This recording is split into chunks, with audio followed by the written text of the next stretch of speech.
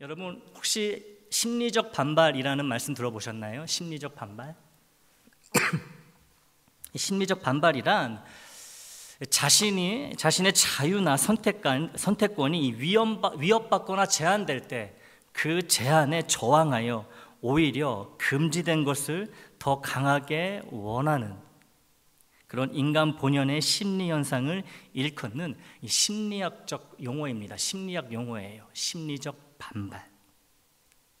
하지 말라 그러면 더 하고 싶어하는 이런 우리의 성향을 심리적 반발이라고 합니다. 이 학창 시절에 놀 만큼 다 놀았어요. 질리도록 놀았어요. 이제 공부 좀 하려고 맘먹었는데 엄마가 하필 그때 그만 좀 놀라고 이야기를 합니다. 야, 그만 좀 놀고 공부 좀 해라. 그러면 여러분 어떻게 반응하셨나요? 아마 저랑 비슷하셨을 것 같아요. 엄마, 안 그래도 오늘부터 공부하려고 했는데 엄마 때문에 공부 안 할 거야. 이 심리적 반발이라는 거예요. 하필 그 공부하려고 맘먹었는데 엄마가 꼭 얘기한다는 거죠. 여러분 어떻게 꼭 그때만 얘기하시는지 모르겠어요. 내가 얼마나 놀았으면 엄마가 그만 놀라고 이야기하실까, 이렇게는 생각 안 하고 엄마가 놀지 말라고 해서 더 놀 거라고 엄마 탓을 해버립니다. 이게 심리적 반발이라는 거예요. 여러분 교회에서도요 이 심리적 반발 현상이 나타날 수 있습니다. 교회에서도요. 들어보세요. 안 그래도 열심히 교회를 섬기고 있는데, 또는 이제부터 열심히 섬기려고 마음을 먹었는데 이 설교 시간에 설교가 교우들을 정성껏 돌아보며 주님의 몸된 교회를 최선을 다해 섬겨야 한다고 이런 말을 들으면 여러분 심리적 반발이 작동하는 거예요. 어떻게 해요? 목사님 때문에 안 할란다. 이 목사님이 시켜서 하는 것처럼 보이는 게 난 싫어. 이 심리적 반발이 생기는 거예요. 아니, 이 교회를 돌보고 교우를 섬기라는 말이 주님의 말씀인데 이 목사 개인의 말로 치부하며 이 삐딱선을 타버린다는 거예요. 삐딱선. 이 심리적 반발입니다. 한 가지 예를 더 들어볼까요? 오늘 아무개 교우를 만나서 맛있는 식사를 대접하려고 마음을 먹었습니다. 그런 마음을 먹고 문 앞을 나섰어요. 그런데 그 아무개 교우가 나를 보자마자 이런 말을 합니다. 당신 오늘 한턱 쏴, 밥 쏴, 얘기하는 거예요.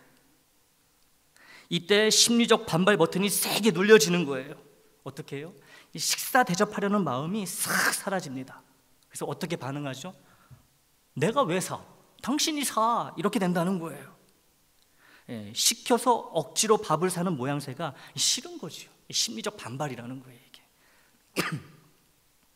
하라는 것은 하기 싫고 하지 말라는 것은 하고 싶은 이 심리적 반발은 사람이라면 누구나 겪게 되는 이 보편적 현상이라고 할 수 있습니다. 오죽하면 여러분 심리학자들이 이런 말을 하겠어요. 반발하는 거, 심리적 반발. 그런데 여러분, 하라는 것을 하기 싫어하는 심리적 반발과 하지 말라는 것을 하고자 하는 이 심리적 반발, 이 두 가지 심리적 반발 중에 어떤 것이 우리에게 더 강하게 작용할까요? 하라는 말을 들을 때 하기 싫어하는 심리적 반발, 하지 말라는 것을 들었을 때 하고 싶어하는 그 심리적 반발, 둘 중에 어느 반발이 더 강할까? 단연 후자입니다, 여러분. 후자예요. 하지 말라는 것을 하고 싶어하는 심리적 반발, 심리적 욕망이 훨씬 강하다는 거지요. 왜요? 하나님이 주신 자유의지를 남용하여 하지 말아야 할 것을 너무나 많이 범하는 우리이기 때문에 하지 말아라 그러면 심리적 반발이 더 강하게 나타난다는 거예요. 이런 하지 말아야 할 것을 하고자 하는 심리적 반발을 단적으로 보여주는 역사적 사건을 미국에서 찾아볼 수 있습니다. 우리가 살아가고 있는 미국에서 이 심리적 반발, 하지 말어, 여기에 대해서 강하게 반발했던 그런 사건이 하나 있는데요. 뭐냐 하면 19세기, 20세기 초, 19세기 말에서 20세기 초에 발효된 금주령입니다. 금주령. 여러분 알고 계셨어요? 술을 먹지 못하도록 법으로 정해놓은 때가 있었어요. 미국에서.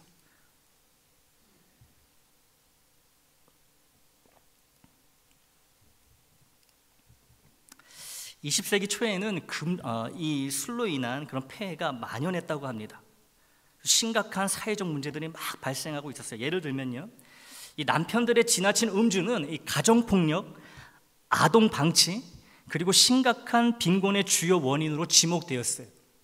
많은 이들은 술집, 살롱이 가정을 파괴한다고 믿었습니다. 또 술은 범죄율을 증가시켰고 공공질서를 혼란시켰으며 그리고 빈곤과 직접적으로 연결되어 있었습니다. 다 몸도 망가지고 가정도 망가지고 사회도 망가지고 다 망가지는 거예요. 점점 더 가난해집니다, 사회가. 사업주들은 술로 인한 생산성 저하와 작업장 사고에 대해 불평하기 시작했어요. 취해서 출근을 하는 거예요. 이 참 위험한 기계를 다루는데 몸도 못 가는 척 이렇게 밤새도록 술 마시고 돈은 벌어야겠으니 출근합니다. 그런데 이 사업주 입장에서 얼마나 불안했겠어요. 일을 제대로 할 수도 없고 사고가 나고 사고 나면 또 다 책임져야 되고 그래서 특히 이 개신교 교회들의 강력한 지지를 받으며 우리 같은 교회의 강력한 지지를 받으며 금주운동이라는 강력한 운동이 불붙듯이 일어났습니다. 여성 기독교 금주연맹이나 안티살롱 리그와 같은 단체들은 끊임없이 정치인들을 로비를 하고 또 설교하며 캠페인을 벌였어요. 그들은 술을 없애기만 하면 사회가 더 건강해지고 가정이 더 튼튼해지며 이 도덕성이 향상될 것이라고 믿었습니다. Make America Great Again. 그런 생각을 가지고 있었던 거예요. 술만 없다면은. 이런 생각을 가진 사람들에게는 더 순수한 미국을 향한 비전이 있었던 것이죠. 그리고 폭넓은 지지를 얻어 1919년에는요 수정헌법 제18조가 비준되었고 1920년 1월 17일에 이 법이 발효되면서 미국 전역에서 술의 제조, 술의 판매, 술의 운송이 전면적으로 금지되었습니다. 이거 하면 이제 잡혀가는 거예요. 그런데요, 여기서 이야기가 반전이 됩니다. 우리에게 아주 중요한 교훈을 주는 지점이지요. 이 금주령 뒤에 숨겨진 숭고한 의도는 불행하게도 인간 본성의 근본적인 측면, 즉 금지된 것을 더 갈망하는 우리의 심리적 반발과 충돌하기 시작했습니다. 하지 말라니까, 술 마시지 말라니까 어떻게 돼요? 더 마시려고 하는 거예요. 술이 불법이 되자 술이 사라진 것이 아니라 지하로 숨어 들어갔습니다. 술을 마시는 장소가 지상에 있다가 지하로 숨어 들어갔다는 거예요. 전국 곳곳에 비밀 술집이 우후죽순처럼 생겨났는데요, 이 비밀 술집, 지하에 있는 이 비밀 술집의 이름이 스피크 이지예요. 스피크 이지, 쉽게 말하는 거. 술 먹으면 여러분 어떻게 됩니까? 아무 말이나 막 하잖아요. 그냥 나사 풀려가지고. 스피크 이지. 또 입장하려면 비밀 암호나 몸짓을 사용하는 경우도 많았어요. 그렇죠. 불법이니까 들키면 안 되잖아요. 술의 불법 제조와 유통, 즉 밀주업은 거대하고 수익성 높은 산업이 되었습니다. 많은 사람들에게는 오히려 금지되었다는 이 사실 자체가 술 마시는 행위를 더 흥미롭고 모험적인 것으로 만들었다는 것이지요. 여러분 오늘 주보 표지 한번 보시겠어요? 이게 뭘 의미하는 것 같습니까? 출입 금지 표지판이잖아요. 근데 그 뒤로 보이는 이 그림은 어때요? 아름다워요. 아름답습니다. 가지 말라니까 더 아름답게 보이는 거예요. 그 표지판 뒤가. 그래서 기어코 표지판을 해치고 들어간다는 거죠. 이게 우리 심리적 반발이라는 거예요. 금주령의 이 역효과는 이뿐만이 아니었습니다. 이 지하 경제는 알카포네 같은, 들어보셨나요? 알카포네 같은 악명 높은 갱스터들을 포함한 범죄 조직들에 의해 장악이 되었습니다. 이 금주령은 의도치 않게 조직 범죄에 전례 없는 자금과 막대한 힘을 실어주었어요. 이들은 이 범죄자들은 밀주를 통해 막대한 돈을 벌어 다른 불법 사업으로까지 영역을 확장하며 사회 전반에 술보다 더 큰 악영향을 미치기 시작했다는 것이죠. 술은 술대로 영향을 미치고 이런 불법 조직들은 더 큰 악영향을 미쳤다는 거예요. 엎친 데 덮친 거예요. 맥주나 와인처럼 부피가 크고 알코올 도수가 낮은 술은 운반하고 숨기기가 어려웠습니다. 부피가 크니까 눈에 띄잖아요. 그래서 어떤 술이 개발이 되고 발전했냐면요, 위스키나 진처럼 독한 증류주가 자꾸 숨기기 쉽잖아요. 그래서 위스키하고 이 진과 같은 이런 조그마한 부피의 술이 개발되기 시작했다는 거예요. 금주령 때문에. 이로 인해 사람들은 더 독하고 위험한 술을 찾게 되었고, 불법적으로 제조된 술은 종종 메탄올 같은 유독물질을 포함하여 심각한 건강 문제와 심지어 사망까지 초래했습니다. 그리고요, 이 금주령 이전에는 남성 중심의 술집 문화가 주를 이루었지만, 스피크 이지, 지하, 이 비밀 술집은 남녀 모두에게 개방이 되어버렸어요. 여성들이 이전보다 더 자유롭게 음주에 참여하는 결과를 낳았다는 것이지요. 또한 불법적인 술의 맛이 좋지 않아서 그 맛을 가리기 위해 다양한 칵테일 제조법이 발전하는 계기도 되었대요. 금주령 때문에 칵테일이 발전하기 시작한 거예요. 결국 금주령은 술 소비 자체를 완전히 없애기는커녕 술을 더 위험한 방식으로 마시게 하고 사회를 부패시키며 범죄를 키우는 등 의도와는 정반대의 결과를 초래했습니다. 사람들은 법이 금지하는 것을 오히려 더 갈망하고 어떻게든 우회해서 피해가려는 인간 본연의 심리, 이것들을 여실히 보여주었다는 것이죠. 심리적 반발, 엄청난 힘을 가지고 있는 거예요. 금주령은 결국 실패로 끝났습니다. 이 설교를 준비하면서 이런 생각을 해봤어요. 이 심리적 반발에 대해 생각하면서, 우리 교인들에게 말씀을 읽지도 말고 듣지도 말고 배우지도 말고 기도도 하지 말고 교회도 나오지 말라고 해보면 어떨까? 심리적 반발을 이용하는 거죠. 그러면은 심리적 반발이 생겨서 더 열심히 신앙생활하지 않을까? 만약에 여러분이 한번 그렇게 해보자고 저에게 강력히 요청하시면은 제가 진지하게 고민해 보겠습니다. 여러분, 하나님은 우리 안에 있는 이런 심리적 반발을 누구보다 잘 알고 계십니다. 하라는 것은 하지 않으려는 반발보다 하지 말라는 것을 하려고 드는 반발이 훨씬 크다는 것도 잘 알고 계세요. 그러니까 긍정적으로 말하는 것보다 부정적으로 말할 때 우리가 더 거부하고 심리적 반발을 더 강하게 나타내는 것을 알고 계신다는 것이지요. 그런데 여러분, 정말 이상한 것은요, 이 성경에는 이것저것을 하라는 이 긍정적인 말씀보다 이것저것을 하지 말라는 이 부정적인 말씀이 눈에 띌 만큼 훨씬 더 많이 있다는 거예요. 이게 참 이상한 거예요. 이 단적인 예가 십계명입니다. 여러분, 확인해 보겠습니다. 네, 우리 1계명부터 한번 읽어볼까요? 시작. 너는 나 외에는 다른 신들을 내게 두지 말라. 2계명입니다. 너를 위하여 우상을 만들지 말고 그것들에게 절하거나 섬기지 말라. 너는 내 하나님 여호와의 이름을 망령되게 부르지 말라. 안식일에 일하지 말라. 내 부모를 공경하라. 살인하지 말라. 간음하지 말라. 도둑질하지 말라. 내 이웃에 대하여 거짓 증거하지 말라. 내 이웃의 집을 탐내지 말라. 내 이웃의 아내나 종, 가축 등 이웃의 소유를 탐내지 말라. 여러분, 어떠십니까? 이 부모를 공경하라는 계명 하나를 제외하고는요, 9가지 계명 전부 다 하지 말라는 이 부정적인 표현을 사용하고 있어요. 말라 하지 말라는 거예요. 이 하지 말라는 것만 골라서 하는 우리를 잘 아시면서 왜 이런 식으로 하나님의 뜻을 주신 건지, 부정적인 표현으로 주신 건지 이 질문해 볼 수밖에 없다는 거죠. 우리를 힘들게 하시려고, 괴롭게 하시려고, 이 정죄하시려고 그러신 건지, 우리의 약점을 감싸시고 보호해 주셔야 할 분이 오히려 우리의 약점을 파고드시는 건지, 말씀을 정말로 지키길 원하시는 건지, 아니면 실패하여 죄짓는 우리를 보고 싶어 하시는 건지, 이 부정적인 생각, 불신의 생각이 꼬리에 꼬리를 물듯 쭉 이어진다는 거예요. 십계명만 봐도 어질어질하지 않습니까, 여러분? 하지 말, 하나 빼고는 다 하지 말라요. 이 심리적 반발이 막 꿈틀꿈틀 되는 거예요.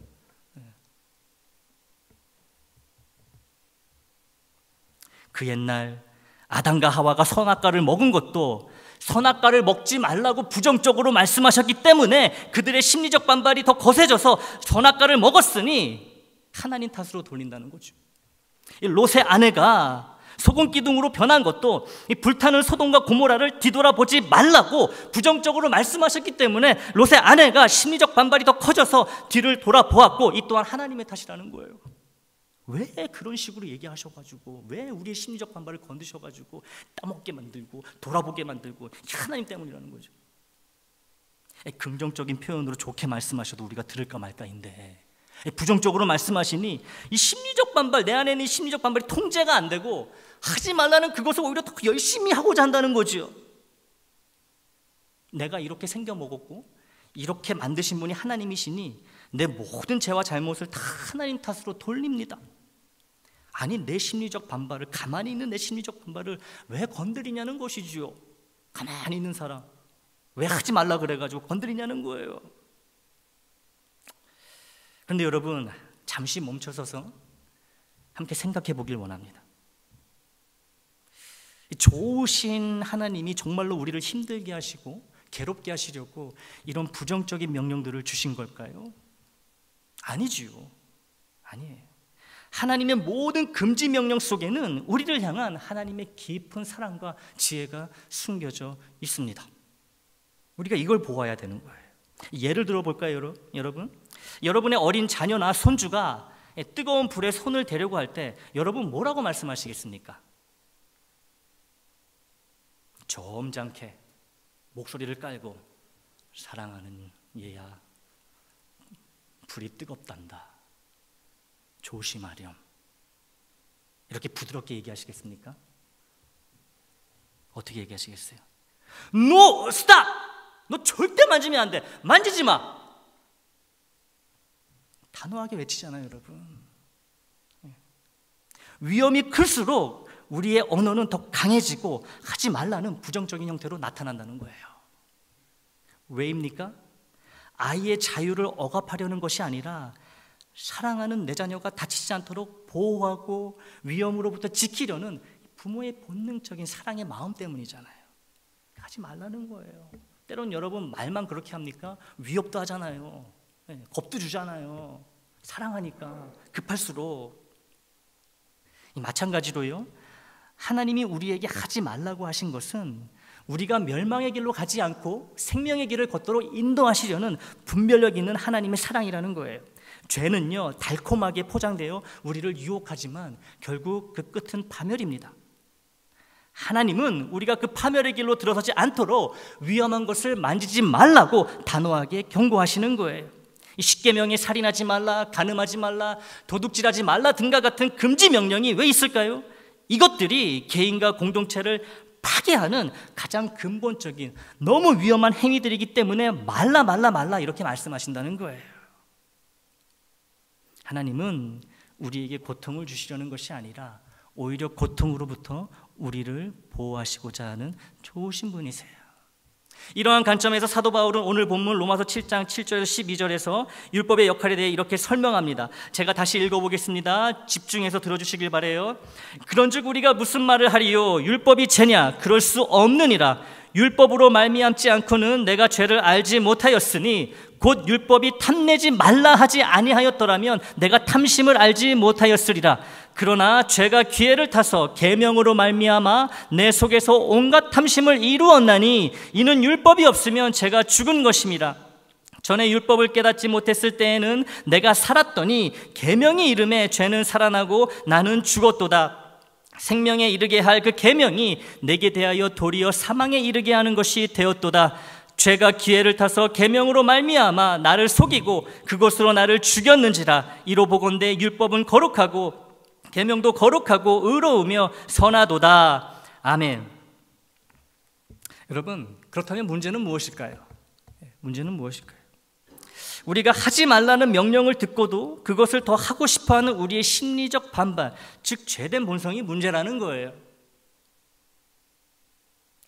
금주령의 실패가 보여주듯이 법과 규제만으로는 인간의 마음을 절대로 바꿀 수 없습니다. 그 행동을, 겉모습은 약간 바꿀 수 있지만 근본적인 변화는 가져오지 못한다는 거예요. 아담과 하와도 롯의 아내도 문제가 하나님의 하지 말라는 명령 방식에 있었던 것이 아니라, 하나님이 문제가 아니라 그 명령 앞에 순종하지 못한 인간의 연약함과 심리적 반발이라는 죄성에 있었다는 것이지요. 그래서 우리는 복음이 필요한 거예요. 하나님은 우리가 율법을 완벽하게 지킬 수 없다는 것을 너무나 잘 아셨습니다. 그래서 우리에게 율법이라는 거울을 통해 죄를 깨닫게 하셨고, 동시에 우리가 스스로는 죄에서 벗어날 수 없다는 한계를 인정할 수밖에 없도록 만드셨다는 거예요.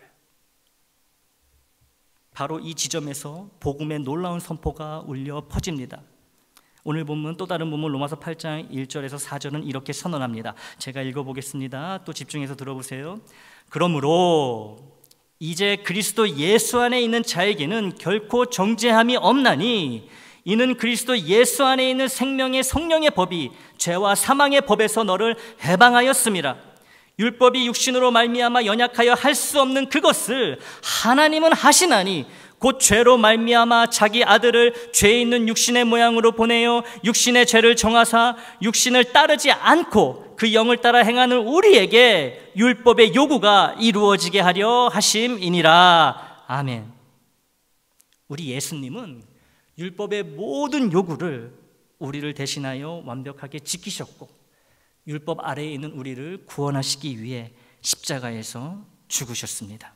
이제 우리는 율법의 노예가 아니라 예수 그리스도 안에서 자유를 얻었습니다. 그런데 이 자유는 이제 아무렇게나 살아도 된다, 이런 방종의 자유가 아닙니다. 오히려 죄의 지배로부터 벗어나 하나님이 원하시는 삶을 살 수 있는 능력을 의미합니다. 이 자유를 의미하는 거예요. 이 능력은 어떻게 주어집니까? 바로 우리 안에 거하시는 성령님을 통해 주어집니다. 성령님은 하지 말라는 율법의 소리를 넘어서 우리 마음에 하나님의 사랑을 부어주시고 그분의 뜻을 자발적으로 따르고 싶은 갈망과 자유를 심어주신다는 거예요. 하지 말라는 말씀을 들어도 심리적 반발을, 그걸 지키고 싶어하지 아니하는 이 심리적 반발을 성령의 능력으로 누르고 이길 수 있게 하신다는 것이지요. 하나님이 하지 말라 그랬어? 튕겨내는 것이 아니고요. 그럼 나는 더 그거 할 거야, 이게 아니고요. 예수님이 모든 율법에서, 율법의 구속에서 나를 자유케 하셨으니 또 내 안에 있는 성령님의 능력을 내가 의지하니 나는 이제 자발적으로 하나님이 하지 말라고 하는 것은 하지 않는 쪽을 택하겠다. 이 자유를 의미한다는 거예요. 이 자유. 예수님의 십자가 죽음과 부활로 율법에서 자유를 이미 얻었음을 다시 그리고 계속 고백하십시오. 하나님의 뜻을 따르는 자유를 의미하는 거예요, 여러분. 마음대로 사는 그런 자유가 아닙니다. 그리고 내 안에 계시는 성령님의 능력을 통해 말씀에 대한 심리적 반발을 무시하고 이겨낼 수 있다고 선포하시기를 바라요. 특히 하지 말라는 부정적 표현의 말씀일수록 내게 긴급하고 절실한 하나님의 뜻으로 믿고 받아들일 수 있도록 여러분 간절히 기도하십시오. 이 심리적 반발 여러분 이겨내지 못하면요, 성령의 능력으로 이겨내지 못하면요, 계속 튕겨낼 수밖에 없어요. 내가 그걸 왜 해? 하지 말라고요? 난 더 할 거예요. 평생 이러고 신앙생활하는 거예요. 이렇게 고백하고 이렇게 기도하고 간구하시기를 바랍니다. 그리하여 예수 안에서 성령의 능력에 힘입어 하나님의 뜻을 자유롭게 선택하고 살아가는 복된 그리스도인의 삶을 다 살아가시기를 우리 주님의 이름으로 축원합니다.